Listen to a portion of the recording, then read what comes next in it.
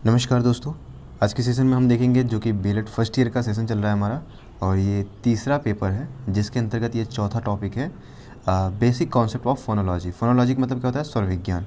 ठीक है, तो स्वर या फिर ध्वनि विज्ञान का मूल अवधारणा क्या थी, संकल्पना क्या थी, उस चीज़ को समझने का प्रयास हम इस वीडियो के माध्यम से करेंगे। ठीक है, देखिए बेसिक चीज़ें हैं जो कि आपको समझ लेनी है। आपको बीएलएड फर्स्ट ईयर के एग्जामिनेशन के बेसिस पे तैयार करना है। ठीक है, बहुत डीपली नहीं जाना है।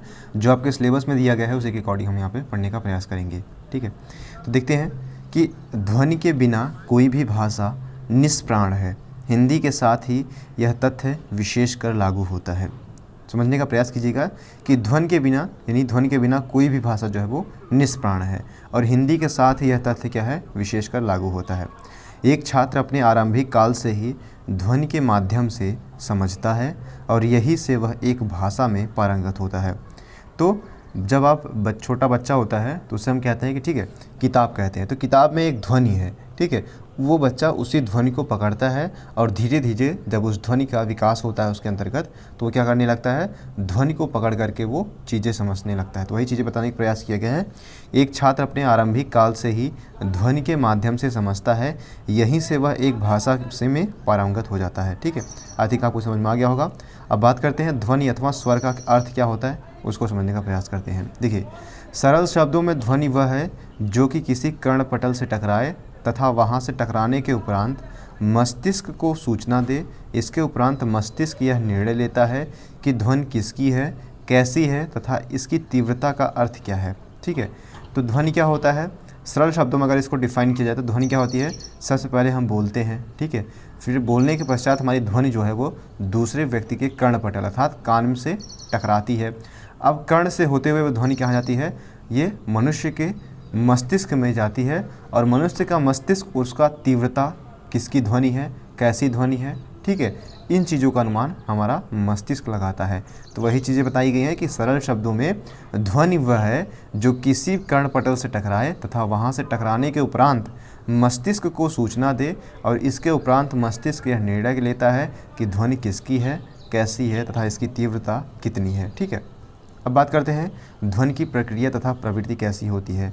तो ये छोटे छोटे टॉपिक है, आप इसके अंतर्गत अगर आप एक चीज़ें समझ लेते हैं तो आप इसके अंतर्गत बहुत ज़्यादा डिफाइन कर सकते हैं। ठीक है, अपने शब्दों में डिफाइन कर सकते हैं।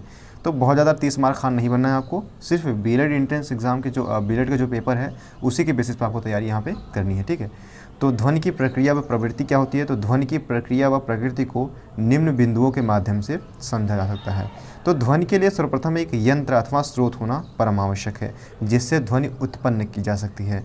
जैसे हमारा मुंह, ठीक है, तो हमारा मुंह क्या होगा? हमारे मुंह से जो है ध्वनि निकलेगी। ठीक है, या फिर जानवर का मुंह, तो इसी तरीके से यहाँ पे नीचे दिया भी गया एग्जाम्पल। या फिर हो सकता है कि आपका कोई रेडियो हो गया, फिर कल कल की ध्वनि आ रही है, तो वो उसके लिए जो है एक तरीके से कहा जाए कि एक ध्वनि यंत्र की आपको ज़रूरत होती है ध्वनि को निकालने के लिए। तो ध्वनि के लिए सर्वप्रथम एक यंत्र अथवा स्रोत होना परम आवश्यक है। इसके मुख्य अवयव निम्नलिखित हैं। पहला, मानव अथवा जानवरों का मुंह क्या है? एक ध्वनि स्रोत है। ठीक है, जहाँ से ध्वनि उत्पन्न होती है। कोई ध्वनि उत्पादक यंत्र जैसे नदी की कलकल, झरने की आवाज़ तथा कड़कती बिजली, इसके उपरांत ध्वनि किसी कर्णपटल पर पड़ती है, वहाँ पर कर्णपटल उसके सुनता है।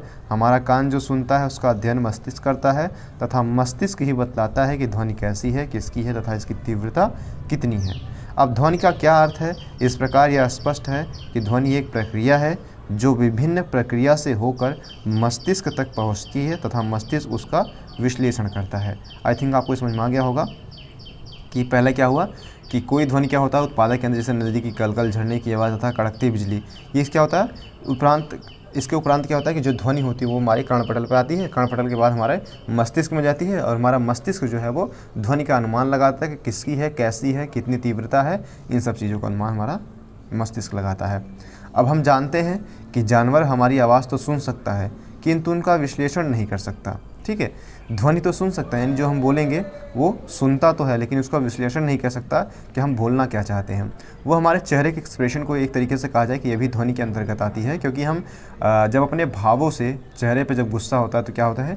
चेहरे पे गुस्सा वो झलकता है, तो वो उसको एनालिसिस करता है कि हाँ, जो सामने वाला व्यक्ति है वो गुस्से में बोल रहा है, कुछ भी बोल रहा हो। आप जैसे चिड़िया आपस में बात करती हैं तो हम उनकी भाषा को नहीं समझ सकते। ठीक है, उनकी चहचहाहट को भाषा के अंतर्गत नहीं रखा गया है। हालांकि होती वो भी भाषा है, कम्युनिकेशन का माध्यम तो वो भी है, वो भी अपने विचारों को, जो भी भाषा आपस में बोलती हैं वो भी बातें करती हैं, लेकिन हम उनकी भाषा को नहीं समझ सकते। तो वही चीज़ें यहाँ पे कही गई है कि हम जानते हैं कि जानवर हमारी आवाज़ तो सुन सकते हैं, लेकिन उनका विश्लेषण नहीं कर सकता है, क्योंकि जैविक रूप से उनका मस्तिष्क मनुष्य की तरह विकसित नहीं होता है। अब मानव शिशु जब छोटा होता है तब उसका मस्तिष्क भी कम विकसित होता है, अतः वह भी ध्वनियों का विश्लेषण सही से नहीं कर पाता है। किंतु धीरे धीरे उसका मस्तिष्क विकसित हो जाता है तो वह ध्वनियों को समझकर अपने ज्ञान में वृद्धि करता है तथा धीरे धीरे वह भाषा का ज्ञान भी समझ जाता है। अब समझने का प्रयास कीजिएगा कि जब बच्चा या फिर जो बालक होता है वो जो छोटा होता है तो उसका मस्तिष्क का विकास इतना नहीं होता है कि वह एनालिसिस कर सके कि ध्वनि किसकी है, कैसी है, तीव्रता कितनी है। लेकिन जिस तरीके से वह उसके शरीर में शारीरिक और मानसिक विकास होता है, उसी तरीके से वह ध्वनि का विश्लेषण करना शुरू कर देता है। ठीक है, अब बात करते हैं भाषा विज्ञान के अनुसार ध्वनि का अर्थ क्या होता है। तो भाषा यानी फोनोलॉजी के हिसाब से ध्वनि का अर्थ क्या होता है ध्वनि विज्ञान के अंतर्गत। तो भाषा विज्ञान के अनुसार ध्वनि का अर्थ क्या होता है। तो शाब्दिक रूप से ध्वनि शब्द का जन्म ध्वन धातु से हुआ है। ये काफ़ी इंपॉर्टेंट है, इसको आप अपने पेपर में नोट डाउन कर लीजिएगा कि शाब्दिक रूप से अगर देखा जाए तो ध्वनि शब्द का जो जन्म हुआ है वो ध्वन धातु से हुआ है। ध्वनु धातु और इम प्रत्यय से हुआ है। इसको ध्यान रखिएगा कि ध्वन धातु और इम प्रत्यय जुड़ने के उपरांत हुआ है। अब ध्वनि का शाब्दिक अर्थ क्या है, आवाज़ करना होता है। ठीक है, ध्वनि का शाब्दिक अर्थ क्या होता है, आवाज़ करना, और ध्वनि ही किसी भी भाषा की मूलभूत तथा प्रथम इकाई है। अब इसी से भाषा का जन्म होता है और ध्वनि प्रक्रिया वर्ण कहलाने वाली इकाई के माध्यम से आगे चलती है, अर्थात ध्वनि का लिखित रूप ही वर्ण है। यह भाषा की लघुत्तम इकाई है। जो वर्ण व्यवस्था होती है वो क्या होती है, वो भाषा की लघुत्तम इकाई है। अभी जब हम पढ़ेंगे सिंटैक्स यानी वाक्य विन्यास किस तरीके से होता है, तब उसके माध्यम से समझने का प्रयास करेंगे कि पहले वर्ण होता है, फिर क्या होता है, कई वर्ण मिलाकर आपस में शब्दों का निर्माण करते हैं, फिर शब्द क्या करते हैं, फिर शब्द मिलाकर के एक वाक्य बनाते हैं, फिर कई वाक्य मिल करके एक पैराग्राफ बनाते हैं। ठीक है, इस तरीके से समझने का प्रयास करेंगे आगे के टॉपिक में। तो जो वर्ण होता है वो ध्वनि की सबसे छोटी इकाई है या भाषा की लघुत्तम इकाई है। इसका पुनः विभाजन अथवा टुकड़े नहीं किए जा सकते हैं। ऐसे ही हिंदी भाषा के वर्णों में कुछ उदाहरण निम्नलिखित है, जैसे अ, अब इसका टुकड़ा नहीं किया जा सकता। आ में आप टुकड़ा कर सकते हैं, अ धन आ। ठीक है, तो की मात्रा होती है तो आ बन जाता है इस तरीके से। ई का हम टुकड़ा नहीं कर सकते, ऊ का टुकड़ा नहीं कर सकते, ए। तो ये चीज़ें क्या है, एक ही है। अब बात करते हैं स्वर अथवा ध्वनि विज्ञान का स्वरूप क्या होता है। तो स्वर अथवा ध्वनि विज्ञान का स्वरूप देखिए, भाषा की लघुत्तम इकाई है। स्वर अथवा ध्वनि विज्ञान का स्वरूप क्या है कि भाषा की लघुत्तम इकाई है, इसे ध्वनि नाम भी दिया जाता है। ध्वनि के अभाव में भाषा की कल्पना भी नहीं की जा सकती, यानी बिना ध्वनि के भाषा की कल्पना नहीं की जा सकती। भाषा को होते हुए ध्वनि के माध्यम से निकाला जाता है। भाषा विज्ञान में स्वर के अध्ययन संदर्भ को स्वर विज्ञान की संज्ञा दी गई है। एक बार फिर समझने का प्रयास कीजिएगा कि भाषा विज्ञान में जो है वो स्वर के अध्ययन के संदर्भ को स्वर विज्ञान की संज्ञा दी गई है। अब ध्वनि यानी जो भाषा के अंतर्गत जिस स्वर का जो अध्ययन करते हैं हम, उसे हम क्या कहते हैं, स्वर विज्ञान कहते हैं। अगला क्या है कि ध्वन धातु में ई प्रत्यय के योग से बना है। भाषा विज्ञान के गंभीर अध्ययन में ध्वनि विज्ञान एक महत्वपूर्ण शाखा बन गई है। इसके लिए ध्वनि शास्त्र, ध्वनि लोचन, स्वप्न विज्ञान, स्वामिति आदि नाम दिए गए हैं। अंग्रेजी में उसके लिए कॉन्टेक्स्ट और फोनोलॉजी शब्दों का प्रयोग होता है। अब इन दोनों शब्दों का निर्माण ग्रीक के फोन शब्द से हुआ है। अब बात करते हैं स्वर अथवा ध्वनि। स्वर या ध्वनि के अध्ययन में तीन पक्ष सामने आते हैं। पहला उत्पादक होता है, दूसरा संवाहक होता है, तीसरा संग्राहक होता है। बेसिकली वही जो हमने मीडियम में पढ़ा था, अर्थात उत्पादक जो एक ध्वनि को निकालता है, दूसरा जो है वो संवाहक जो ले जाता है ध्वनि को। जैसे इसमें वायु, ठीक है, वायु क्या होती है, ध्वनि के संचरण में महत्वपूर्ण भूमिका निभाती है। तीसरा है संग्राहक, जो ध्वनि को क्या करता है, ध्वनि को अवशोषित करता है, फिर ध्वनि को सुनता है। ठीक है, जिसे संग्राहक कहते हैं। आइए इसी को सविस्तार पूर्वक पढ़ते हैं। उत्पादक अर्थात स्वप्न जो ध्वनि उत्पन्न करने वाले व्यक्ति या फिर वक्ता को स्वधन उत्पादक कहा जाता है। उत्पादक की संज्ञा दी जाती है, तो जो ध्वनि को उत्पन्न करता है उसे उत्पादक कहा जाता है। संवाहक क्या होता है, तो संवाहक को समझने का प्रयास किया जाए तो संवाहक करने वाले वाहक जो मुख्यतः वायु की तरंगों के रूप में होता है। जैसे एक व्यक्ति वायु अवरोधक कक्ष में बैठकर ध्वनि करता है तो वायु तरंग कक्ष से बाहर नहीं जा पाती है और बाहर का व्यक्ति ध्वनि ग्रहण नहीं कर पाता है। इससे यह सिद्ध होता है कि जो ध्वनि है हमारी वो वायु के माध्यम से एक व्यक्ति से दूसरे व्यक्ति तक पहुंचती है। वहीं संग्राहक की बात किया जाए तो संग्राहक क्या होता है, तो संग्राहक या श्रोता के अभाव में ध्वनि उत्पादन का अस्तित्व स्वतः ही शून्य हो जाता है और इस प्रकार स्वर प्रक्रिया में वक्ता अर्थात उत्पादक, माध्यम अर्थात संवाहक और ग्रहणकर्ता अर्थात संग्राहक तीनों का होना आवश्यक होता है। अब बात करते हैं ध्वनि के सार्थक व निरर्थक दो स्वरूप है।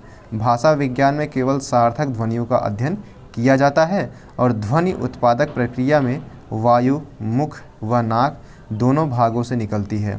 इस प्रकार ध्वनि को अनुनासिक तथा निर्नुनासिक दो वर्गों में विभक्त किया जाता है। ठीक है, यहाँ पे समझने का प्रयास कीजिएगा, ये लास्ट वाली काफ़ी इंपॉर्टेंट है कि ध्वनि के सार्थक व निरर्थक दो स्वरूप हैं। ठीक, अब भाषा विज्ञान में केवल सार्थक ध्वनियों का अध्ययन किया जाता है।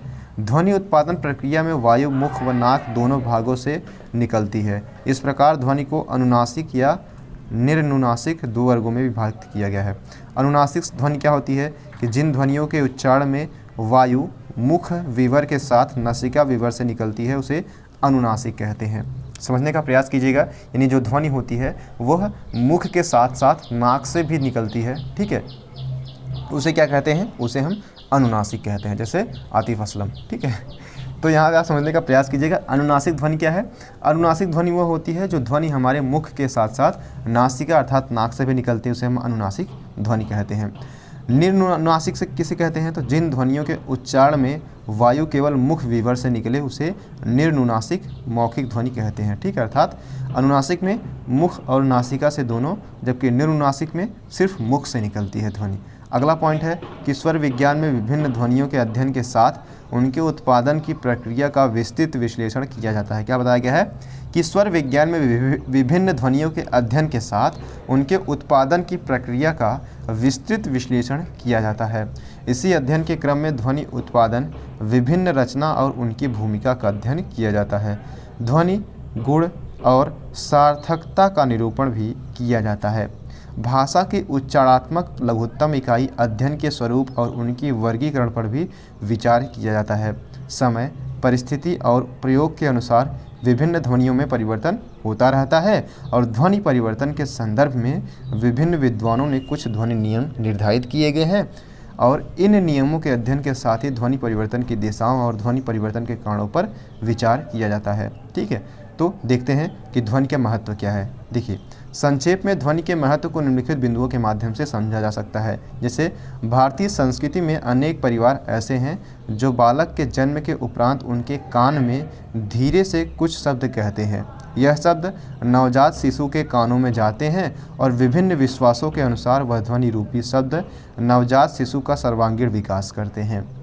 ठीक है, यह हमारी भारतीय परंपरा है, भारतीय संस्कृति है कि बच्चे जब पैदा होता है तो उसके कान में धीरे से कुछ कहा जाता है जो पंडित यहाँ पे, ठीक है, यहाँ पे महत्वपूर्ण भूमिका निभाते हैं। तो वहाँ पे बताया जाता है कि वह उसके विकास, बालक के विकास में महत्वपूर्ण भूमिका निभाता है। ठीक है, कई बार ओम बुलाया जाता है, कई बार तरीके से। तो विश्वासों के अनुसार वह ध्वनि रूपी शब्द नवजात शिशु का सर्वांगीण विकास करते हैं। ध्वनि रूपी एक एक शब्द सुनकर बालक भाषा को समझता है। जैसे अपनी आरंभिक अवस्था में वह आ ई आदि समझता है, ध्वनि तथा मस्तिष्क दोनों एक दूसरे के पूरक हैं, इसमें दोनों का विकास होता है। वहीं बात की जाए तो व्यवस्थित एवं क्रमबद्ध ध्वनि से प्रदान की गई शिक्षा शीघ्र ही ग्रहणीय हो जाती है। अर्थात यहाँ पर बात किया गया है कि जो व्यवस्थित एवं क्रमबद्ध ध्वनि से जो प्रदान की गई जो शिक्षा होती है वो शीघ्र ही ग्रहणीय हो जाती है, यानी बालक उसको बहुत जल्दी सीख लेता है। पहले क्या होता है कि आ ई ई उसे वर्ण व्यवस्था सिखाई जाती है, फिर उसको शब्द निर्माण सिखाया जाता है। शब्द निर्माण के बाद एक वाक्य, फिर पूरा सिंटैक्स, पूरा वाक्य बताया जाता है किस तरीके से जो है यहाँ पे लिखा जा सकता है। तो इसी तरीके से बताया गया कि व्यवस्थित एवं क्रमबद्ध ध्वनि से प्रदान की गई शिक्षा शीघ्र ही ग्रहणीय हो जाती है और ध्वनि ही किसी भी भाषा की मूल होती है। इसके अभाव में एक भाषा की कल्पना करना भी असंभव है। इस तरीके से हमारा ये टॉपिक जो है समाप्त होता है। तो इस तरीके से हमारा ये टॉपिक समाप्त होता है। अगला जो टॉपिक होगा वो वाक्य विन्यास होगा, अर्थात सिंटैक्स को हम समझने का प्रयास करेंगे। आई होप कि आपको समझने का प्रयास समझ में आ गया होगा। अगर आपको समझ में नहीं आया हो, डेफिनेटली आप एक बार वीडियो वापस से देखिएगा और आपको ऑप्शंस मिल जाते हैं वहाँ पे कि आप स्पीड जो है वो दोगुनी करके समझ सकते हैं। ठीक है, अदरवाइज़ इसके बाद भी अगर आपको समझ नहीं आता है तो आप हमको मैसेज कर दीजिएगा, तो मैं आपको इसका PDF जो है वो किताबी रूप में जो दिया गया है, काफ़ी लॉन्ग था इसलिए मैंने उसको पढ़ाया नहीं, तो उसके माध्यम से भी आप पढ़ सकते हैं, तो मैं आपको PDF बना के दे दूँगा। अदरवाइज़ आप इससे भी तैयारी कर सकते हैं। So thank you so much, keep loving, keep supporting and keep stay with us. Thank you so much.